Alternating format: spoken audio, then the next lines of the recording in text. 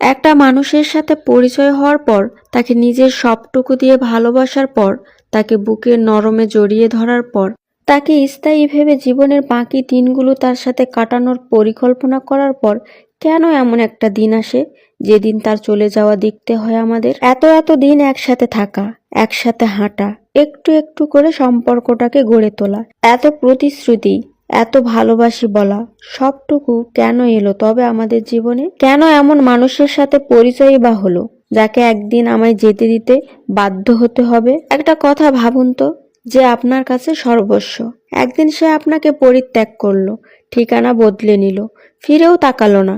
এই যন্ত্রণা সয়ে নেওয়া যে কতটা কঠিন, যে জানে সে জানে। মনে প্রশ্ন জাগে, নাই বা হতো এমন মানুষের সাথে পরিচয় যারা থাকতে আসে না?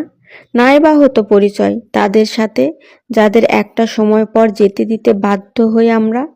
যেতে দেওয়া যে বড্ড কঠিন, পরিত্যক্ত হওয়া যে বড্ড কঠিন। অনেকটা সময় লেগে যায় এটা বুঝতে যে জীবন থেকে কিছু মানুষের চলে যাওয়া আসলে একটা শিক্ষা। কিছু মানুষ চলে যেতে যেতে আমাদের শিখিয়ে দিয়ে যায় পরের বার আরো সাবধান হতে, খুব সহজে বিশ্বাস না করতে।